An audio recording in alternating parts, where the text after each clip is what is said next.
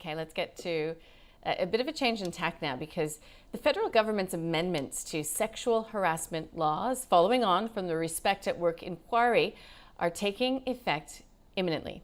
Employers are being advised to be aware of their heightened obligations in this space. So to tell us more, Joydeep from People and Culture Strategies. Joydeep, good morning to you. Please set the scene for us. What is this covering, essentially? Yeah, so there has been some context and background to this, Nadine, over the last few years, and very much influenced by the Me Too movement and all of the things that that fell out from that and were identified, I guess, as part of that.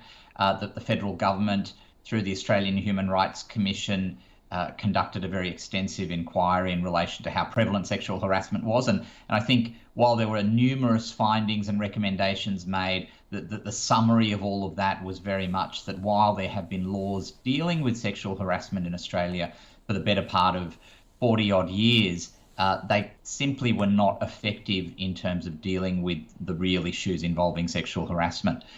It was seen as being something that was too adversely consequential for people who were making complaints, really low numbers of people actually making complaints as against who was experiencing sexual harassment, and so the laws needed a pretty radical overhaul.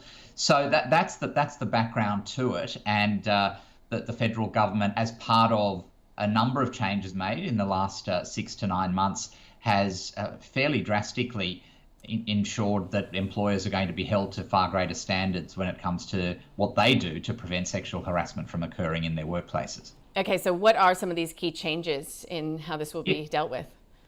Yeah, so one of the most significant changes is that the Fair Work Commission, which is of course an institution that's existed, albeit under different names, for over 100 years and has dealt primarily with industrial relations type issues, bargaining, union disputes, industrial action, strikes, etc.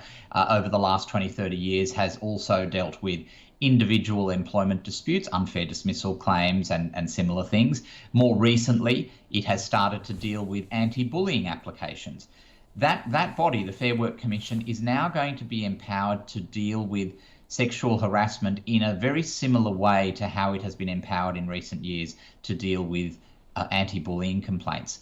So what that means is that if an individual feels that they are being sexually harassed at work, they are now able to go to the Fair Work Commission, and the idea is that they're meant to be able to get that complaint dealt with fairly quickly, and they will have the power, the Fair Work Commission that is, to make certain orders that essentially provide a form of redress for that person who is experiencing sexual harassment. The key difference here is that the individual is meant to be going back to work and continuing to work, as opposed to what has been the case up to now, which is very much that typically a person only files a claim for sexual harassment after they've left a workplace, and often they would say that the reason they left the workplace was because of the sexual harassment.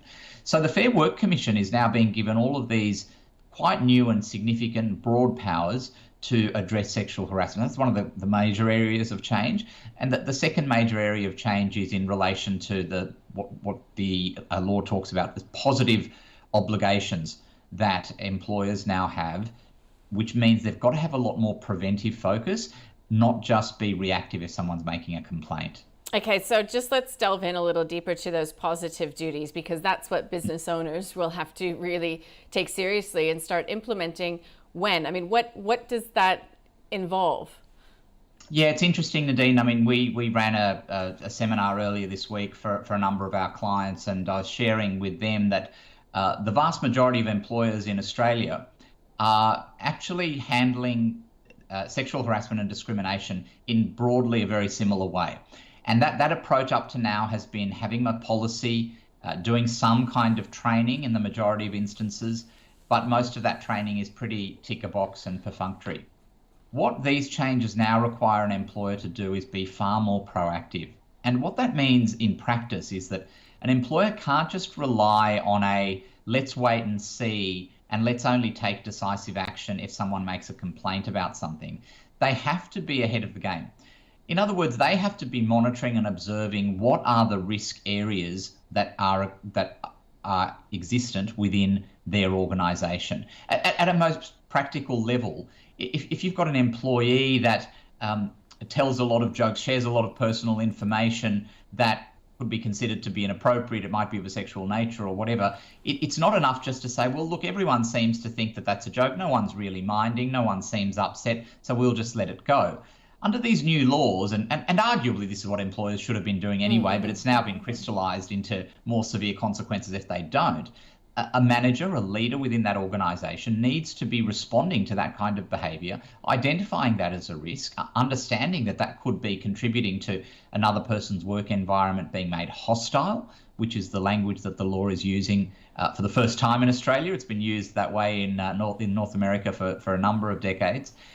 They've got to take proactive steps to address that. You can't just wait for a complaint, wait for something to go wrong. You've got to be a lot more proactive.